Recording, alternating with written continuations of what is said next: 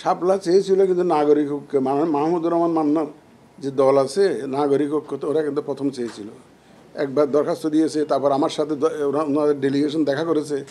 তখন আপনারা কোনো কিছু আলোচনা করেন, আলোচনায় তো আনেনি নাই যে শাপলা নিয়ে যে নাগরিক ঐক্য, এখন এতক্ষণ আলোচনা করতেছে না, আমি বুঝলাম না। নাগরিক ঐক্যের দরখাস্ত তো আমরা ওদেরকে তো আমরা দেইনি, নাগরিক প্রথম তো তারাই চেয়েছে, কিন্তু দেইনি। কিন্তু এখন দেখি যে আপনারা খুব আলোচনায় আনছেন। আমাদের সিনিয়র সেক্রেটারি অলরেডি এই ব্যাপারে অনেক ব্রিফ করেছেন, আমি এই ব্যাপারে আর কোনো বক্তব্য এখন দিতে চাই না। চিঠিটা দিয়েছে গতকালকে বোধহয় দিয়েছে শুনেছি, এটা আমাদের কমিশনে আলোচনা করে এইটার ব্যাপারে আমাদের করণীয় যা আমরা নির্ধারণ করতে হবে। আমরা তো একা কোনো সিদ্ধান্ত নেই না, আমরা সব কমিশনে বসে আলোচনা করে যা করার করবো, সেটা আমরা ডিসিশন নিতে হবে। আমাদের কমিশন সবাই ডিসিশন, চিঠিটা মাত্র আসলো তো গতকালকে। এটা এমন না যে টিপ দিলে আমার জব চলে গেল, এমন তো না।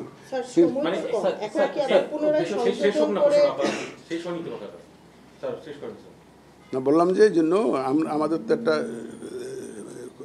কমিশনের সভায় এটা আলোচনা করব ওনাদের চিঠি নিয়ে আমাদের পরবর্তী কার্যক্রম সম্পর্কে সিদ্ধান্ত আমরা নিব কমিশন সভায়। আমি কোনো মন্তব্য করব না, এটা এখন কমিশনের সবাই আলোচনা করে তারপরে এখন কেউ যে কোনো কেউ তো এই দেশের নাগরিক, তো আমাদেরকে চিঠি দিতেই পারে। এটা রাজনৈতিক দল তো আমাদের stakeholder, major stakeholder, আর এরা একটা অভ্যুত্থানের নেতৃত্ব দেওয়া দল, আপনারা জানেন, নেতৃত্ব দেওয়া, তারা এখানে অ্যাক্টিভলি পার্টিসিপেট করা দল।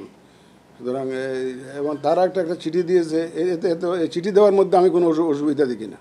এই চিঠি দেওয়ার মধ্যে তারা দিতেই পারে, যে কোনো নাগরিক তো চিঠি দিতে পারে, আর রাজনৈতিক দল তো পারেই, দল তো পারেই। এবং আমরা তো, কিন্তু আমি তো ওই যে আপনাদেরকে একই কথা বারবার বলতে হয়, আমাদের রাজনীতিবিদরা দেখবেন at the end of the day দেশের সাথে অনেক কিছু অ্যাকোমোডেট করেন। এটা অতীতে দেখা গেছে, সেটি ওনারা দিয়েছেন, এটা আমরা বিবেচনা করে দেখব কমিশন মিটিংয়ে, তারপরে যে আমাদের যা করণীয় সেটা তো বলি নাই আমি, সেটা তো বলি নাই। এখন নাগরিক ঐক্য রেজিস্টার্ড পার্টি, তাদের একটা প্রতীক আছে, কী জানি একটা প্রতীক আছে, একটা কেটলি প্রতীক আছে। ওনারা এটা পরিবর্তে শাপলা চেয়েছিল, 2টা চিঠি দিয়েছে, আমার সাথে দেখাও করেছে, কিন্তু আমরা দেই নাই। আমরা সিদ্ধান্ত নিয়েছি যে এটা দেওয়া যাবে না, আমরা সিদ্ধান্ত নিয়ে জবাব দিয়ে দিয়েছি। পরে না এনসিবি অ্যাপ্লাই করেছে, তারপর বাকিটা এনসিবিটা তো আপনারা জানেনই আর কি, এটা নিয়ে আমি ব্যাখ্যা করতে চাই না। এটা এনাদেরটা হচ্ছে সেকেন্ড অ্যাপ্লিকেশন আর কি, প্রথমটা নাগরিকত্বেরটা এখনো দেই নাই আমরা। এখন ব্যাখ্যা করবো না, অনেক আছে, এটা সব কিছু তো কারণ ব্যাখ্যা করতে না। It is a commission decision, commission তো ডিসিশন নানাবিধ বিবেচনায় নিতে পারে। এখন আমি যদি প্রত্যেকটা ডিসিশন কারণ ব্যাখ্যা করতে যাই তাহলে তো মুশকিল আছে। এটা আমরা ইটস এ কমিশন ডিসিশন, যা নিয়েছি এ পর্যন্ত নাগরিক ঐক্যের যে দাবির ব্যাপারেও যে ডিসিশন নিয়েছি, ওটাও আমরা কমিশনের সবাই নিয়েছি। তো এইটাও এখন ওনাদের চিঠি দিতে পারেন। চিঠি দেওয়ার মধ্যে আমি কোনো ভুল দেখি না, কোনো রং দেখি না। এই চিঠি দেওয়ার মধ্যে ওনাদের কোনো কী বলবো কোনো আইনের ব্যত্যয় করেছেন এমনও দেখি না।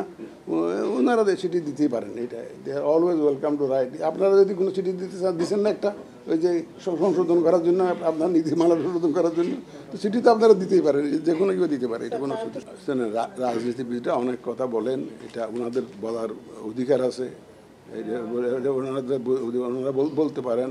আমরা তো আর সেই রকমভাবে জবাব দিতে পারবো না, আমরা শুনতে পারবো। আমরা শ্রোতা হিসাবে অত্যন্ত উত্তম, সুতরাং আমরা শুনেই যাব, এবং আমাদের কাছে আমরা যথারীতি আইন মোতাবেক করেই যাব। না, না, মোটেও হুমকি মনে করি না, কারণ ওনারা তো ওনারা দেশদ্রোহী না, ওনারা দেশপ্রেমিক তো, দেশপ্রেমিক তো, ওনাদেরকে আমাকে এগুলোকে আমি হুমকি মনে করি না। ওনারাও দেশপ্রেমিক, ওনারাও দেশের মঙ্গল চান, দেশের ভালো চান, এবং যে ধরনের কর্মকাণ্ড করলে দেশের মঙ্গল হবে সেটা অন্যরাও বুঝেন। আমি ওইটাকে কোনো দেশের জন্য হুমকি মনে করি না, আমাদের জন্য কোনো হুমকি মনে করি না।